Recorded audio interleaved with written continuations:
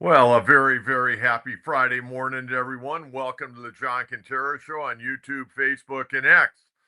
Going to be a big show today. We got a lot to cover, and we're going to start off right from the get go. A little order of business. If you're tuning in for the very, very first time, please subscribe, please like, please share, please tell a friend. And if you'd like to be a member of our Gold Glove package for $2.99 a month, what do you get for that? Well, more than anything else, you get an opportunity to tell your friends you're a part of Coach Quintera's Gold Glove Club. And not only that, it helps defray some of our costs for putting the show on 3 days a week. Of course, we're on Monday, Wednesday, and Friday at 9 a.m. And I want to continue to spread the word. We're working on getting to 4,000 subscribers. That's pretty good because uh, I had really no aspirations to even do a podcast, but we're doing well, having fun with it. I think you fans are having fun with it. It obviously has grown because a lot of people have brought it up to me when I'm going out doing ball games. Had a game last night. Did UC San Diego? They got another win last night over Cal State Bakersfield. Got their 20th win of the year. I'll tell you more about that a little bit later on. But again, you can go to our YouTube and it'll say join and just hit on that. It just takes a couple of seconds and you can help provide a little financial assistance for the program. $2.99 a month. And man, we got so much to get to, and we're going to get out to Coach's crew. So get your questions ready. I was going to put together, and I'll do this for Monday. I was going to put together um, my batting lineup for the Padres and probably just do it for both right and left-handed pitchers that they'll face. And I know they're probably going to get two very good left-handers right out of the chute when they open up against the Detroit Tigers on March 26th. They're going to more than likely get two-time Cy Young Award winner Tarek Skubal in Game 1. I would imagine Framber Valdez, who they signed during the offseason, would pitch the second game, and then maybe Justin Verlander. I mean, they've got a really good staff there with Detroit, but I'm going to put together lineups the way I see it right now, and there are a few roster spots that are probably in question, but we got to get to the story that came out yesterday. And apparently, from what we understand, and we've got information from both the Union Tribune and the Athletic, Kevin Acey, who covers the Padres for the Union Tribune, and Dennis Lynn, who covers the Padres for the Athletic, they were both reporting yesterday that we got five bidders now. One of them is unknown. We knew about Golden State owner Dan Lacob. Uh, he's wanted a baseball team for a long period of time. He wanted to buy the Giants, but the Giants weren't for sale. And there was talk, well, if he bought the Padres, he'd want to move them up to, the Bay Area. Not going to happen. I don't care who buys this team. They're not going anywhere. Why would you go anywhere when you've got the ballpark, the fan base, and you got a good ball club? And you're going to win, probably be a playoff team again this year. And again, injuries play into that. But we knew about Joe Lacob. Then we found out about Dan Friedkin. Dan Friedkin's got a lot of money. I mean, 61 years of age. Forbes reported this year that he's worth $11.4 billion. Now, Dan Friedkin's interesting to me because he's about 6 years younger than I am. And he was born in San Diego. He lives in Texas. Boy, I can only tell you why he's probably living in Texas. I know, what he has done. He's the owner and CEO of Gulf States Toyota. He also is owner and president of Everton FC and AS Roma. Really into soccer, but probably living in Texas because of the tax situation here in California. So I totally get that. But Dan Friedkin's a guy that was born in San Diego, and I would certainly imagine he followed the Padres back when they weren't very good. And he got $11.4 billion. And then you've got Jose E. Feliciano, worth $4.4 billion according to Forbes. Runs Clear Capital Group, co-owner of Premier League Chelsea. They're worth a ton of money. I mean, those are legit dudes right there. All three of those guys are legit guys. There's no question about it. Then yesterday, Dennis Lynn, who's a very good reporter, I might add, and a good guy, he reported that Carlsbad based Ori CEO Joe Kudla is jumping into the fray, along with former Charger and New Orleans Saint quarterback and Hall of Famer Drew Brees, who is very involved with athletics here in San Diego. People may not know that, but he's very involved with a group that does a lot of stuff football wise. Started the Drew Brees Flag Football Leagues that have gone just absolutely crazy. And Drew loves baseball. He was a good baseball player. In fact, I remember when Drew Brees was playing quarterback, he came out and took BP a couple of different times with the Padres. Left-hand hitter. I remember he pulled one down the right field line one night during BP when the ball club was still at Qualcomm Stadium. But Drew Brees and Joe Cudla from Vuori Athletic Wear, they've apparently put in a bid. And then there's a fifth group that we don't know who they are. I have no idea who they are. Nobody else seems to have an idea who they are. I can tell you this. It really sounds like the Seidlers want to get rid of this team before opening day. Everything is moving very, very quickly. Normally, and who knows, before they made the announcement that they were going to look at an entertaining possible sale of the ball club, they probably did their due diligence and they probably had some guys right there frothing at the mouth to make a bid for the Padres. This is moving very quick, and there's talk that it could be done by opening day. Now, to me, that's almost too quick. But you know what? If you get a new owner in here, maybe he'll want to make a statement early on, maybe at the trading deadline. Man, we go out and we go get somebody. We take on a big salary to try to put us over the top. We have no idea. But I'm very anxious not only to see who buys the team, I want to see what changes they're going to make with this team. And the other thing that we don't know, and I don't know, and I haven't seen a list of how many different people have a stake in the Padres. Probably somewhere in the neighborhood of 10 to 12 minority owners. And I think one of the questions that I would have are some or all or none going to sell their stake in the Padres. So how much will the Padres be worth if just the Seidlers are selling the ball club? What about the other minority owners? Do they want to cash out, or do they want to keep going ahead? I think that'll be interesting, and that's obviously going to affect the price of the ball club. I would love to see a list, and I don't think there's anything wrong. I'd like to know who owns the ball club, wouldn't you? I haven't seen a list. I think I know a few people, but I don't know for sure. But I would like to see a list of the minority owners of the Padres. And so it sounds like it's moving fairly quickly, hopefully not too quickly. I think from what I know, Dan Friedkin, Jose Feliciano, Joe Lacob. I don't know as much about Joe Cudla. Apparently, Vuori is worth about $5 billion. That's not a lot if you're paying $3 billion. You know, I know all the financial guys, they're the wizards now. I'm certainly not a wizard in that category. But it'd be interesting. Just on paper, it looks like Dan Friedkin, they say he's worth $11.4 billion. As far as financially, it looks like he's in pretty good shape. And he's a San Diegan. That'll be interesting. Okay, want to get you the Padres weekend, just kind of line it up for you. And we'll recap all the games on Monday. Today, Friday, Salt River Field at Talking Stick.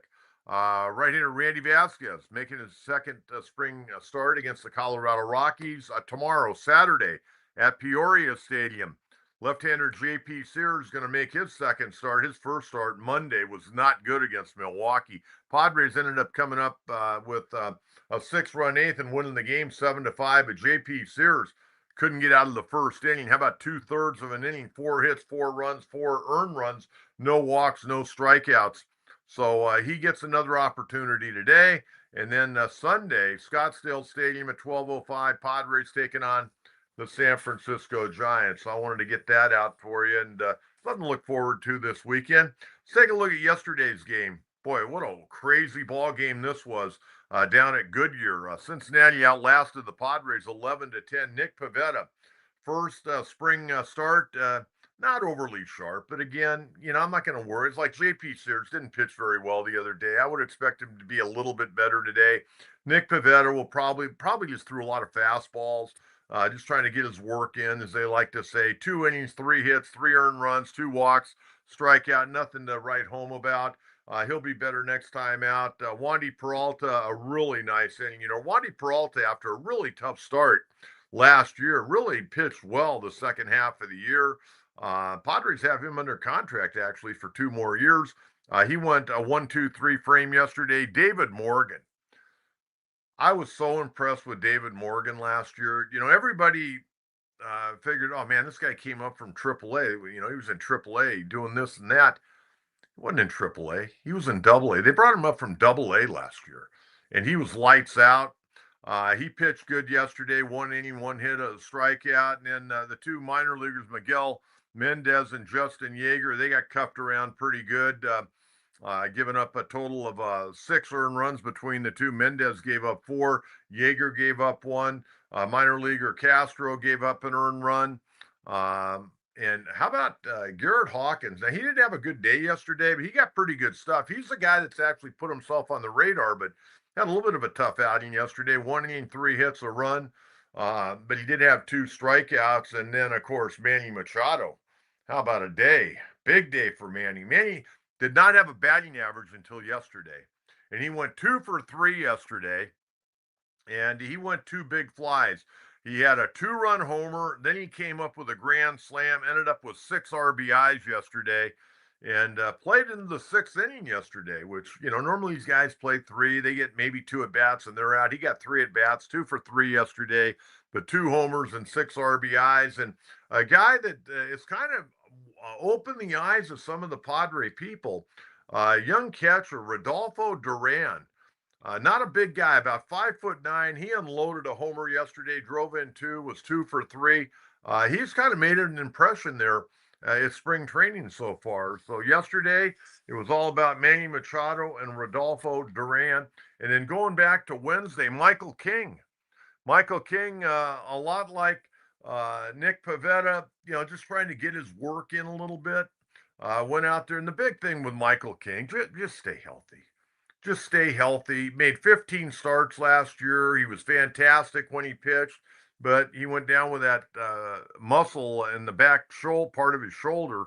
And on Wednesday, Michael King, 2 2/3, 2 hits, 1 run, no walks, 4 strikeouts, gave up a homer to light hitting second baseman Christian Moore. Alec Jacob, another really nice outing. He went an inning and a third with 3 strikeouts. Looked great. Ty Adcock, a solid inning. 3 punch-outs. Kyle Hart, another nice performance. 1 inning, 1 hit, and a strikeout. Omar Cruz, a guy that I like, and he had gotten DFA'd. Padres re-signed him. He got beat up pretty good the other day. Gave up 2 earned runs in 1 inning, a couple of hits, 2 long balls. The 2 runs he gave up were 2 home runs. Jagger Haynes, an inning and 2 hits. And Logan Gillespie, back after the birth of a little baby. He came out, threw very well, 1 hit and 3 strikeouts. Ty France, I don't know if you saw, this was great. Ty France challenged the call. There was a strike. They overturned it on replay to a ball, and then he promptly hit a 2-run single after winning the challenge. Mason McCoy on Wednesday, a 2-for-2 day, a double, 2 RBIs. Jackson Merrill, 1-for-2, a double. And a guy that's really swung the bat well in spring training. Left-hand hitting Romeo Sanabria, 1-for-1, a pinch hit, RBI double. Big guy, 6'3", 200 pounds. So I got you all caught up from Wednesday, Thursday, gave you the schedule for this coming weekend. And now we're going to get to our man, Joe Musgrove, and to Matt Waldron. And, I heard Joe talk after throwing yesterday, and he sounded very upbeat. But again, he's going to not push the envelope, which is good. And, Joe Musgrove is one of those guys you're concerned that he will push the envelope. He wanted to come back and pitch at the end of last year, and he talked about how frustrating it was at the end of last year that he couldn't get back out on the mound and pitch in a ball game and maybe be on the playoff roster. I never thought that in my heart was a possibility. I know in Joe's heart it was, but I didn't figure that was going to happen. And he's worked very diligently during the offseason. He's thrown bullpens. Yesterday was a major step. I think it was a major step physically, but it was also maybe a bigger step mentally because he went out there and he threw to live hitters, full bore. He pitched in a simulated game yesterday. He faced 12 batters, recorded 9 outs. He faced the same guys over and over. Luis Camposano and minor leaguer Anthony Villar. First inning looked great. 12 pitches. Uh, did a little bit of everything yesterday. He got up to 95 miles an hour, and that's good. I mean, Joe's not a 100-mile-an-hour guy. And at 33 years of age, if he's throwing 95 or 94 and can move the ball, he's going to be fine. He knows how to pitch. And I think the big thing with Joe Musgrove, he's changing his slider. And I think this is good because he was a slider guy. You go back to his first couple of years with the Padres, it was all about sliders. And you can only throw so many sliders. Then he mixed in the curveball. Then he had the changeup. He got the sinker. But he threw it 95 miles an hour yesterday, and hopefully today he's feeling good. But he threw the curveball yesterday. Good location on the slider and the sinker. You got to have the sinker. If you can be a sinker slider guy, you're going to be in good shape. The one thing that he was not happy about was his changeup, and that comes from just throwing it and getting into a rhythm. I mean, very seldom are you going to go out there and have 3 or 4 pitches all working on the same day. But you've got to be able to locate that fastball. If you can locate the fastball, the other stuff's going to fall into place. But you've got to get ahead with that fastball. And then you got to pitch backwards. Throw fastballs when you should be throwing breaking balls and vice versa. So a good outing yesterday. Hopefully he feels good today. And hopefully the next time he's on the mound, he'll actually be in a game. We'll see if he can get to that point. And I would imagine if he gets into a game, it'll be early next week. I don't think they'd pitch him over the weekend. I think it'd probably be maybe Tuesday of next week. We'll wait and see on that. Now, Matt Waldron, on the other hand, and we talked a little bit about Matt the other day. And I can only imagine the pain this man was in. They had to go in and do a surgical procedure, a hemorrhoidectomy, but they also had to get some fluid out of his derriere. And Matt Waldron's back at Padre camp, just playing catch, keeping his arm in shape. Can't do anything. He can't get on the mound and pitch. Can't do drills, moving around. And we don't know what the timetable is on that. I would imagine probably at least a week. But he can play catch. He just can't, field bunts or, pitch in a game or throw live bullpens. So it's all positive for Matt Waldron. Again, it's going to come down on him. I think you put him on the 60-day IL. I talked about that on Wednesday because he's out of options. And if you put him on the 60-day IL, that also opens up a spot on the 40-man roster. So we'll wait and see how the Padres are going to handle that. But if they don't put him on the 60-day IL when he comes off, he can go down to the minor leagues for 20 days to work on, whatever on a rehab assignment. But then the Padres are going to have to make a determination what the future is of Matt Waldron in the Padres organization because he's out of options. You can't send him down to AAA aside from a rehab assignment. So that's the update on Joe Musgrove and Matt Waldron. Now, I want to get to Ethan Salas. And I know a lot of people, including myself, I'm a little frustrated. But it's hard to be frustrated with a 19-year-old kid. Everybody thought this guy's going to be in the big leagues by the time he's 19. Well, he turns 20 on June 1st. And he's so young. He's so young. Padres signed him at 16. And he's a really good defensive catcher. Now, real quickly here. He's no longer, I think, in the top 100 for Baseball America. He's fallen out of the top 100. At one point in time, he was number 8 in baseball. And he's fallen out of the top 100. I think MLB Network, I think they have him at number 90, somewhere around there. I really don't care. I don't care about any of that stuff. Only thing that stuff is good for is talking points. And saying, man, I can't believe they did this and that and 38 other things. Like the other day, I gave you the list of the the top 10 guys. I mean, Ohtani and Judge, 1 and 2. There's no doubt about that. After that, we can start, jumping around. I thought Soto deserved to be a little bit higher. He was like number 6. I thought he should have been probably number 3 over Bobby Witt Jr. Nothing against Bobby Witt Jr. But anyways, we get these lists, and they're just talking points. Ethan Sal's big thing with this kid, just get him healthy, because catching and throwing, he's really good. And I think he's going to hit. I really think he's going to hit, and he hasn't hit. You go back to 2024.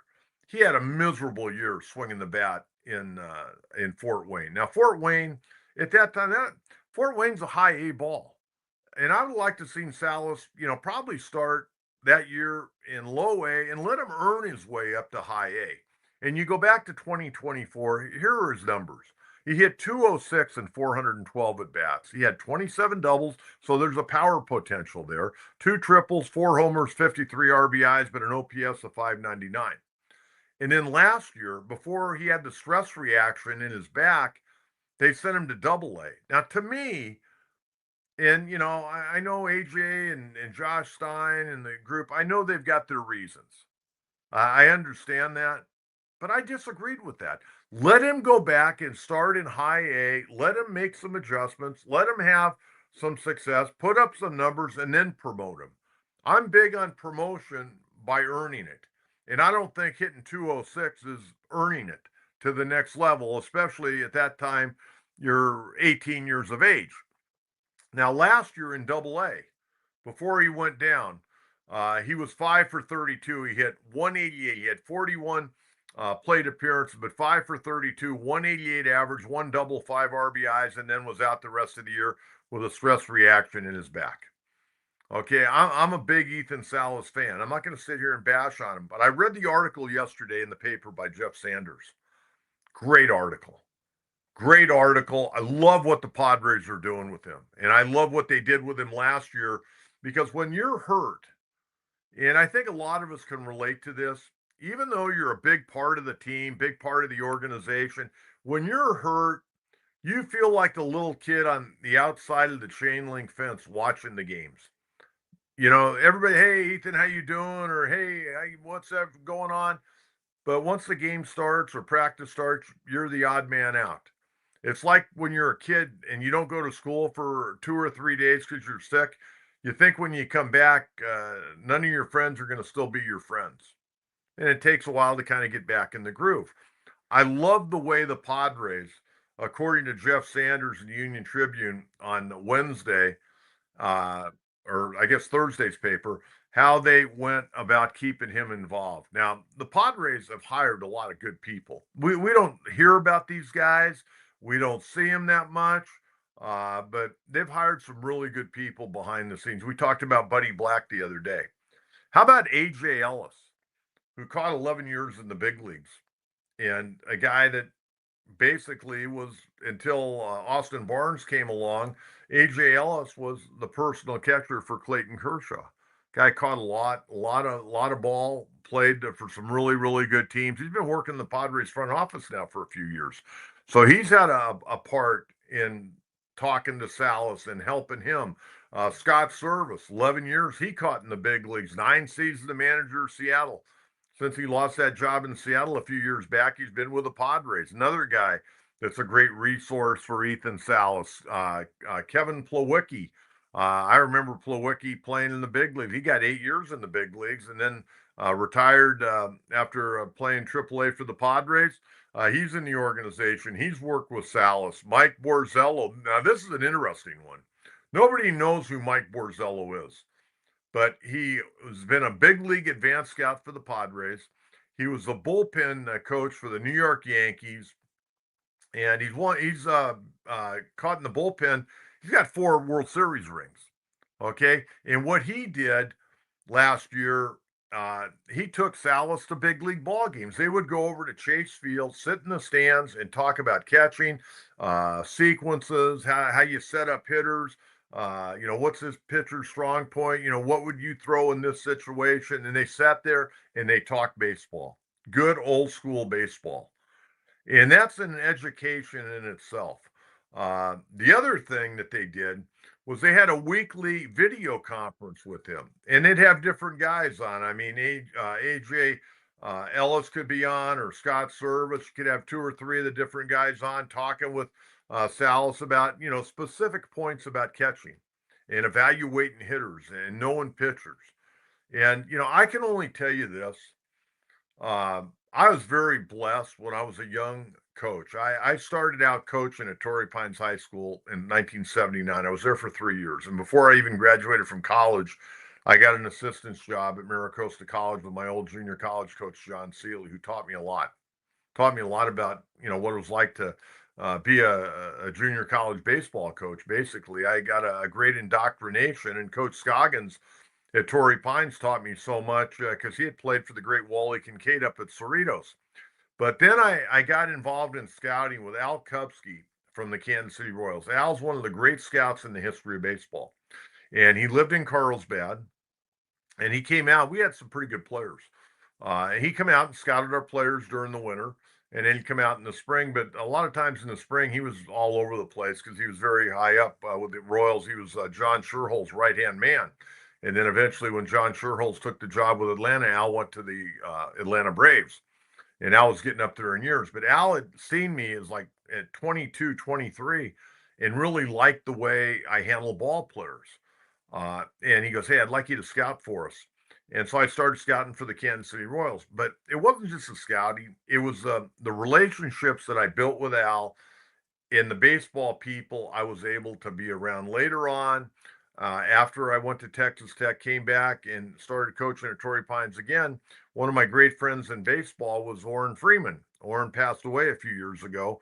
Orrin was with the Marlins, and the Marlins were just getting their franchise started. And he asked me, "Hey, will you run out a couple of tryout camps?" So I ran a couple of Miami Marlin tryout camps. Well, they were Florida Marlins in those days. I had Troy Gloss. I had Tommy Fordham, who came out of Grossmont Junior College. He was there. I didn't sign him, but Tommy eventually got some big league time. Of course, we know about Troy Gloss, but Troy Gloss was like 16 years of age, and I had him in this tryout camp. But what I'm trying to tell you is when you're around top-notch baseball people like Al Kupski, like Orrin Freeman, Gary Hughes, who was a great scout, worked with Orrin Freeman for years, Dave Garcia that I've talked about quite a bit. I mean, I could go on and on. I spent a lot of time around guys that have been around the game for 40 and 50 years.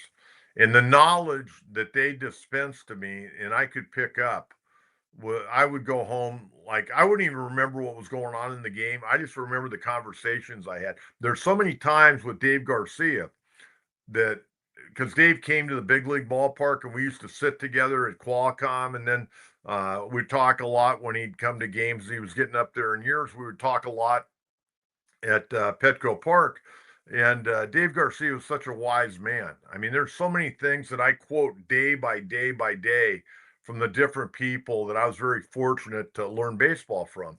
And when I was reading this article yesterday about how the Padres have gone about handling Ethan Salas, even though he couldn't take reps, he couldn't play, he had a bad back. And we know what it's like to have a bad back when you try to get out of bed in the morning, you're stiffer than a billy goat. And now Salas is back, and they're going to go very slow with him. You're going to see him a little bit, and we've already seen him just a little bit in spring training. But this kid is, I got to think, got a chance to be really good. And again, he doesn't turn 20 until June 1st. And I know a lot of people, they thought he was going to be in the big leagues a year and a half ago. I never thought that. I mean, if a guy can get to the big leagues by the time he's 22 or 23, that's a hell of an effort. And injuries have obviously slowed him down a little bit. And they're going to have to be, I think, very careful throughout the course of the year with him to see, how he holds up physically. And again, just continue to work in the weight room and get stronger, and hopefully the right treatment keeps him healthy for a full year. Because I mean, the worst thing you can do is play him a lot and have something else happen, because it's not like catching's easy. I mean, I don't care. You got a bad back, it doesn't matter what position you play, let alone catcher. So I just wanted to tell you, I'm still very high on him. I don't care about the ratings. Kid's got talent. And let me tell you, AJ has had plenty of opportunities to trade this guy, and he's hung on to him, and there's a reason for that. And again, you got Freddie Fermin for a couple of more years under control. So there's no reason to rush Ethan Salas. Let him just naturally mature as a hitter. Defensively, he's not going to hurt you right now. But offensively, that bat has to come along a little bit more. Not saying you got to hit 300 with 25 bombs. You got good doubles power right now. It's got to be a little more consistent, shorten that swing up. And from what I hear, he has shortened his swing up. And again, I'm fine with doubles. You hit a couple of home runs here and there, great. But just, if you can hit, 40 doubles in a year, I'll be happy. All right, let's get out to Coach's Crew. We got a lot to cover today, man. Fun time of year. Fun time of year. What do we got on Coach's Crew? I've thrown a lot out for you. Good morning, Coach. Do you Padres need another batter arm? We're always looking for another arm. I think bat-wise, we're okay. In fact, I think bat-wise, I don't know how this roster is going to shake out. I just don't know if Ty France and Miguel Andujar, you got to figure Castellanos is going to be in here. I don't know how they're going to stack this roster. That's why I got to do a little work this weekend and kind of figure it out. I don't know if you can have Andujar, France, Castellanos all on the roster, but you know what? You don't have a lot of choices right now. I don't know if there's any left-handers there that really enthrall me. I assume that Gavin Sheets is going to be the first baseman against right-handed pitching. I don't know. We'll see. But I would hate to give up Ty France. I'm not going to give up Andujar. They're going to pay him $4 million. You're not going to waive him unless you could trade him. But I got to see more of him. He's been DHing a little bit. I need to see him on defense a little bit more. But Ty France could play third if you had to. We know he can play first. We saw him play second. There was once upon a time Ty France was thinking about catching, but Ty France is a good ball player, and you know what? He won a Gold Glove last year over at first base, a combination of Minnesota and Toronto.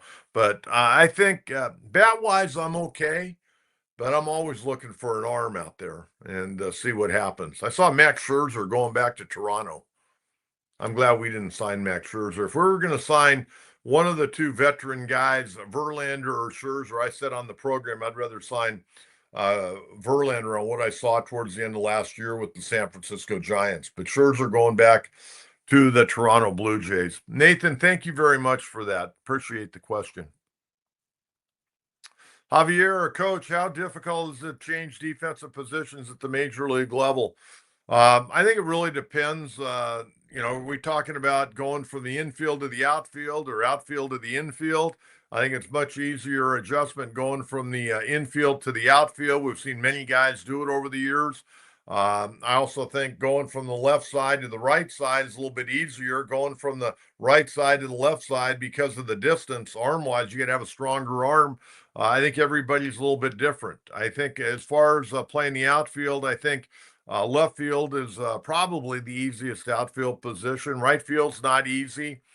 Center field, you got a lot of ground to cover. And even at Petco, right field, I've always said in right field in Petco Park, you need two center fielders there. And that's why Fernando's playing out there. You can cover a lot of ground. And of course, Jackson Merrill can cover a lot of ground. If you got just an average right fielder at Petco Park, a guy that doesn't run well, you got a major advantage if you're the Padres because your guy can run and your center fielder can run. Every center fielder can run, okay? You can talk about getting good jumps on balls. Center fielders can flat out run. Right fielders sometimes don't run as well, not going to cover as much ground. There's a lot of real estate to cover at Petco Park. That's for darn sure. So I would say going from the infield to the outfield is a much easier adjustment, but it will have its challenges as well. Thank you very much, Javier. That's a very good question. I appreciate that. Casey King, good morning, Coach. You think Artie Moreno eventually will sell the Angels? Wow. I was on the phone with a gentleman on Wednesday talking about Artie Moreno. Man, I don't know what he's thinking. I would think. I mean, why does he want to hang on? The Angels, they're predicted to be worse than they were last year. I thought last year they played some pretty good ball. I mean, they weren't going to be a playoff team, but you know what? They played some inspired baseball. I think, Ron Washington, Ray Montgomery, a combination of those two guys had those guys playing hard. They got some nice young players. I mean, Zach Neto, their shortstop, is really good. I mean, he's all-star caliber shortstop. Nolan Shonwell, the first baseman, good player. Joe Adell's starting to kind of finally, after years and years of being kind of the young stud up there, to a former first round draft pick, starting to put it together. I enjoy watching the Angels. I don't think they're going to be very good. But I would think Artie Moreno would want to sell that ball club at some point in time, especially where he's at age wise. You start taking a look at owning a Major League Baseball team. When you're no longer here, who's going to take over that baseball team? What are the tax implications? I would think he'd probably want to sell, but it's up to Artie on that. Thank you. A good question, man. You guys are, you know what? This program is really starting to take fold. Really starting to take fold very, very nicely. A lot of good questions. The people that watch online live, they're baseball fans, they're sports fans, and I appreciate that. Good job there. Appreciate that, Casey. Thank you very much. All right, Carl, the Padres need a billionaire owner, not millionaire, or someone can reach into their personal account when needed. In a perfect world, Carl, I agree with you. I don't know who's going to get this team, but I hope it's somebody I'm happy about. And I think I will know if I'm happy about them right from the get go. I've seen owners come in and go and do this and do that. We're going to find out very quickly what type of person that's going to own the pod. We're going to be able to tell right off the bat. We're going to be able to tell for a variety of reasons. Who are they going to keep? Who are they going to let go? How are they treating the fans? They're going to raise prices, lower prices. What are they going to do for the young families? I'll tell you this, and more power to the Padres. I'm glad they're making money. That's super. And I'm glad the fans love going to the ballpark. But man, park in the park, you got to lower the prices. You got to lower the prices. You got to let people come in that can't afford to buy a seat. Let them come in at a little cheaper price, and let them buy food and drinks, and they pay for parking and all that. But I want those young families, and young families are coming, but it's expensive. In Petco Park, when it opened up, Gallagher Square now, we used to call it Park in the Park, but Gallagher Square, um, that was supposed to be for young families. It was like $7. Then it went to 11. Now it's gotten astronomical. I mean, I know it's packed all the time, but let's lower the prices a little bit. Let's make money on concessions and parking. Let's don't gouge the young families that are trying to teach their youngsters about the great game of baseball. That's what it was for. And again, I know powers to be probably go, what are you talking about? You don't know what you're talking about. I just want more and more people to come to the ballpark and at an affordable price. The tickets are going to be what the tickets are. I'm not going to bitch and moan about that. I'm not going to bitch and moan about the parking. If you go, you got to pay the price. But for parking the park, I'd like to see a lot of young people out there. I'd really like to see a lot of the kids and running around and not spending so much money just on tickets to get in to run around on a grass area and watch the game on a video board. I'd like those prices to go down a little bit. You don't have to go back to where they were in 2004, 2005, 2006, but cut them in half and still be about $30. That's still quite a bit of money for a chunk of grass that you're running around on and playing wiffle ball on. By the way, the Padres do a great job. That playground out there is unbelievably fun. And I always go over to the wiffle ball field, watch kids bang balls out of there. That's a lot of fun too. All right, Carl, I'm with you. I want somebody that's got deep pockets. We're never going to be able to compete with the Dodgers in payroll, but I'd like to be able to go out at the trade deadline, or if there's a key free agent, we could put in a legitimate bid. That's what I'd like. All right, Big Norm Lee, for fans whose teams have played on WBC rosters, how much angst will or should they have as far as injury or players caught in the moment and overexerting themselves well beyond the norm of spring? Norm, I talked about this the other day. I worry about it. I was not a big fan of the World Baseball Classic. I've grown to like it. I'm not going to say I love it, I guess I probably love it when it gets to the semifinals and the finals, but I'm not a huge fan of it. But if you're in Major League Baseball, if you're a general manager or your owner manager, you got it's beautiful, okay, because that's what the commissioner wants, and that's what they want to help grow the game of baseball. And I know for the different countries, and we can relate to this with the Olympics, with both the men and women. I'm so proud. I'm so proud, and I have nothing against Canada. It doesn't matter who they beat in the finals. United States won the gold medal in hockey in both men and women, and it's a prideful thing. It's like when people ask me about San Diego team. I don't care if it's Grossmont College or Cuyamaca College or San Ysidro High School. If they're playing somebody outside of San Diego, I want them to win. I want them to win. It's that simple. I'm prideful. I'm very prideful of the athletic history of San Diego and state playoffs. Any team that goes in the state playoffs, man, I want to pull for San Diego. And for the WBC, man, I'm pulling for the United States. Nothing against the Dominican Republic, nothing against Venezuela, nothing against the Netherlands, nothing against Mexico. I'll pull for individual players that I know playing on those teams. But at the end of the day, I want Team USA to walk away with the trophy. And I'll look forward to seeing Japan. I mean, Japan's got a marvelous group of ball players. They won the last one. Remember that? They beat US in the finals. But I'm always worried about injuries. It only takes one fastball to get away and break a guy's hand, and he's out 6 to 8 weeks for your ball club. A guy running, trying to stretch a double into a triple and blowing out a hamstring in between second and third. Worry about that. Guys getting ready too soon, too quick, trying to do too much before their body would allow it. Worry a lot about that.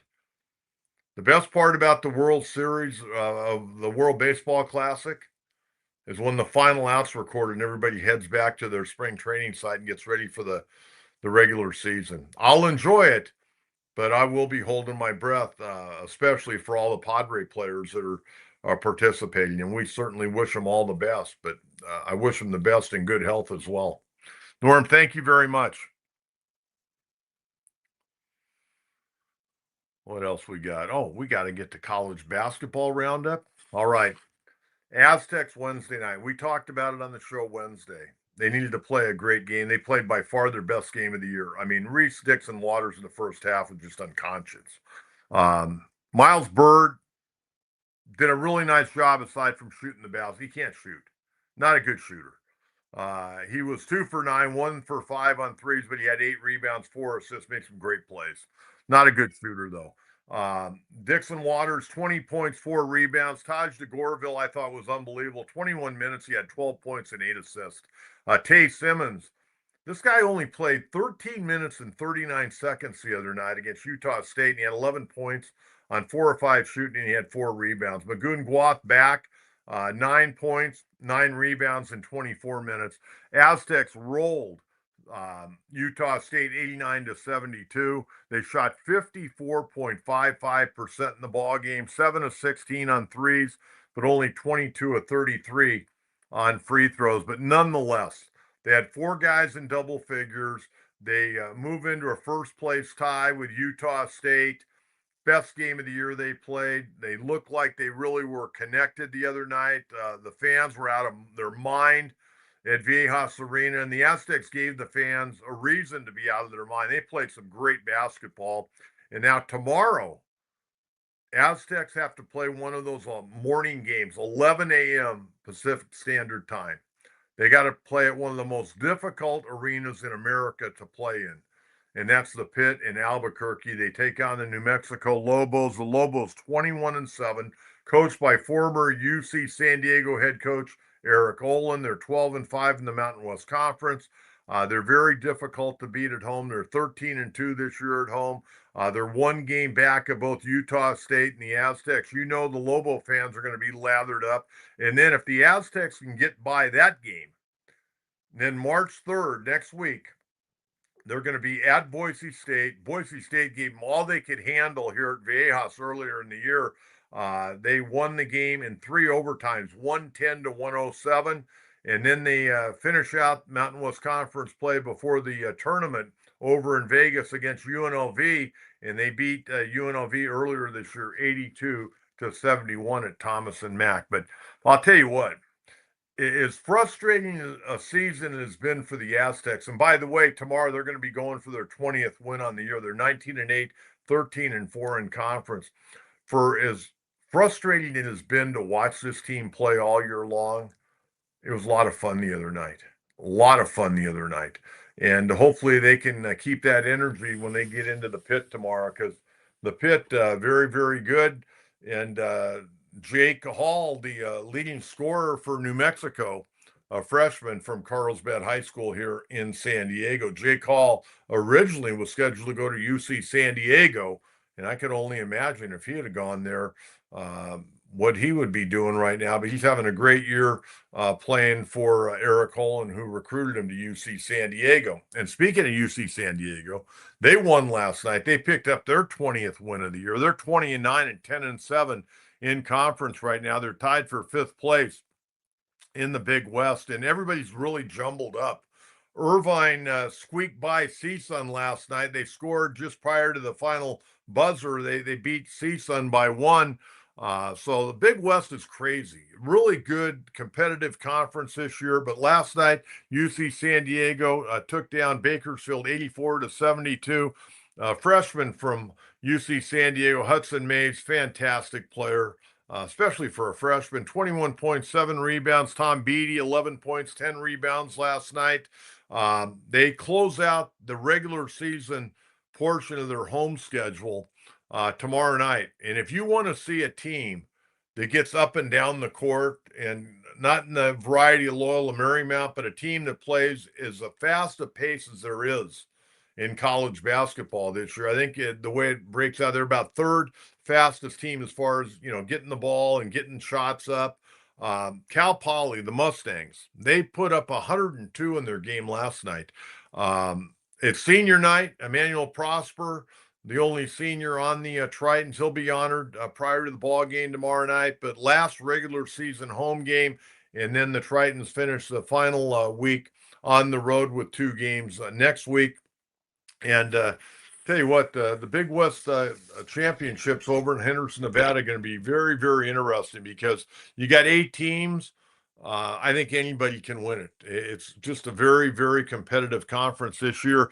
And then finally, USD, the Toreros, 11-19, 5-12. They got beat the other night in overtime, 92 to 82. Their 3rd straight loss. They were outscored 14-4 in overtime by Oregon State. And tomorrow afternoon, the Child Center at Portland, final regular season game for head coach Steve Lavin. He will coach the team in the West Coast Conference Championships starting next Thursday over at the Orleans Arena in Las Vegas. And then they'll be hiring a new head coach. 4 years of Steve Lavin, 1 winning season, the last 3 very, very frustrating seasons out there at Alcala Park. All right, let's get to coaches' mailbag, see what we have from prior shows and questions that have come in. Austin Prather, Coach, do you think the Padres could be sold by the end of March? Sure sounds like it could happen. Austin, I think you're right on. It's kind of what we're hearing. I got to be honest with you. I was really shocked to hear this news. And, it doesn't take a lot to mess this up. And again, not only did the finances all have to add up, and everybody signs off. Major League Baseball, the owners have to sign off as well. And I'm sure if they get an owner and everybody feels comfortable with, it'll be a slam dunk. But I never, ever thought it could be done before possibly opening day. I figured, maybe by the All-Star break, maybe, towards the end of the year. I thought there'd be some hesitance from some people due to the impending lockout on December 1st. We'll see. But I don't know. I mean, you kind of flip a coin. I'm kind of wondering who the 5th bidder is. Anybody out there know who the 5th bidder is? That'd be interesting to see if that bidder is from San Diego. I wonder if I'll know any of these people. somehow or another. I got to know somebody. Be kind of fun to nose around a little bit on this, but we'll see where it goes. But Austin, thank you very much, and we'll wait to see. Maybe they'll announce it the day before opening day. That'll be interesting. It really seems like the Sidlers want to get the hell out of here. They know they're here for the short term. They just want to move on with their life and have a nice summer, not having to worry about Padres baseball. That's what I think. Okay, what else we got here? We got anything else? Okay, user 23423. Hoping Manny can perform in the playoffs this year. Very disappointed in his playoff stats. Well, career 209 hitter. He had one good playoff, but he hadn't been a good postseason player. I just hope Manny can play the entire year, man. The last 6 weeks, he was awful. And let alone the playoffs wasn't very good. Yeah, Manny's got to pick it up. And I realize you're going against better pitching, and Manny's supposed to be one of the best guys in baseball. 209 career hitter. I'm going to pull those stats up again. I think he's got over 200 plate appearances now in the postseason. He's a 209 career hitter. Once you get past 100 at bats, 150 at bats, that's who you are for the most part. So user 23423, thank you very much. Appreciate that. Got anything else up there today? Okay. Who is more important to the Padre future, Tatis or Merrill? Well, I think I would say Tatis. And the reason for that, you got him under a longer term contract than Jackson Merrill. That's what I think. But there may come a time, and again, we'll see who the new owner is. Tatis's contract, if you ever wanted to move Fernando in a blockbuster deal, his contract very affordable for what he brings to the table. But I think Fernando's kind of the table setter. Josh or Jackson, I always want to say Josh because once upon a time there was a Josh Merrill here in San Diego, but Jackson Merrill, he's not the table setter right now that Fernando has been and hopefully will continue to be. And I'm hoping Fernando becomes more than just a table setter. Again, it's going to depend. Is he leading off or is he hitting fourth? Doesn't seem like they talked about hitting second or third. It's either lead off or hit fourth. But I think Tatis is the man. Tatis is the man. Thank you very much. Appreciate that. Okay, I think that's going to wrap it up today, folks. Very nice show. Good week. Very good week. We'll have a full recap of the weekend of Padre baseball on Monday at 9 a.m. A reminder, please subscribe. But before we get out of here, one thing I still have to do, and I almost forgot. And I didn't want to forget, and that's bringing on Jonathan Oliveri right now because there is another big card show, and this is only going to be a one-day card show, so limited opportunity this weekend. But he's going to tell you about it right now. And Jonathan, the year's cranking along. We're getting to the month of March, and I know you're kind of finishing up the month of February, but a big card show tomorrow down at Liberty Station, 11 to 5. Only a one-day card show this time, but not only tell us about the one tomorrow, but tell us about the one coming up later in March. Yeah, so we have this show here to close out February, tomorrow, the 28th, like you mentioned, at the Liberty Station Conference Center. Big show, lots of sports, Pokemon, a little bit of everything for everybody. But yeah, then we have two in March. So we have one on March 14th. That's going to be at Handlery Hotel in Mission Valley. And then we have a 2-day, March 21st and 22nd at that same location at Handlery. And that's going to be a 2-day there at the end of March. Okay, give me all the particulars for tomorrow at Liberty Station. Yeah, so tomorrow, 11 to 5. If you pay, you can get a early bird entry ticket. It's only $8 versus the $5 entry, and you get in a whole hour early. So you can come in at 10. So you can come in, get all the good deals you need, and get out before the big crowd of people come in. But free parking, and the address is right here. Let me put it down. There we go. 2600 Landing Road. And more information at sdcollectibles.com. You can go on there and purchase tickets too. So yeah, tickets are $5 for regular entry for the 11 to 5 hours, $8 if you want to get in an hour early, and free parking. So it'll be a great time. I think that getting in an hour early is really important. I mean, especially for people that are really serious, because you don't have to fight the foot traffic then. I mean, you can move around very quickly. And I mean, when you're really engaged, and an hour can go very quick, but Oh you're yeah. getting a lot more done in a shorter period of time when you can move from table to table. Yeah, yeah, more room, like you're saying, more serious buyers in there, so you can not just looky loos that are going to be, which is fine. It's fun. People just like to come and check out what It's it's a all great about. hobby But just yeah, to walk yeah, it's around. I awesome. mean, it's so Yeah, fun. It's yeah. enjoyable. Oh yeah, definitely. It's fun just to be there and just to talk to other fans, even if a sale doesn't happen. It's just cool to hear stories. And me specializing in sports, it's cool to hear people who've grown up in San Diego telling stories about all the games they went to or the players they've met or the items that they've collected over the years. So yeah, it's a great time. It's always fun. Hey, I know you specialize in Charger stuff, but Yeah. I got to ask you a question just because his name has been in the media recently. Uh-huh. Dan Fouts. Yeah. What's a Dan Fouts card go for? A mint card, a Dan Fouts. A mint one. Well, so there's a lot of factors. So I mean, his rookie card, mint like in a PSA 10 is thousands of dollars. But the cool thing about Dan Fouts is he was such a cool guy. He would sign a lot of autographs. So his autograph cards are, they're not as expensive as you would expect. There are still some like one of ones or really rare ones. But I mean, yeah, like I have Fouts signed rookie cards that he wrote Hall of Fame on and everything, and I think those are like $80. So I mean, for a Hall of Fame quarterback who it was a cornerstone of the San Diego Chargers team in the '80s, and the franchise going forward, sort of inspired the offenses of the NFL going forward. I think that's a bargain compared to what some of these players, these quarterbacks now, what their cards are going for. It's pretty crazy. You know what we got to do? I was watching last week the Lakers. They gave Pat Riley a statue up there in Uh-huh. front of crypto.com and well deserved. Okay. And he's Yeah. a classy guy. He's always been a classy guy. And I was on the phone the other day with a friend of mine. He goes, "How many statues do they have of athletes in San Diego?" And I gotta find out. I gotta find out. I know you got Tony Gwynn, you got Trevor Hoffman. Mhm. Uh, I gotta find. I think Johnny Ritchie, the famous Negro League player who signed out of San Diego, played for the PCL Padres. I gotta find out how many statues. Jack Murphy, they have Yeah, the one of Murphy. those at Yeah. Snapdragon. They moved Yeah.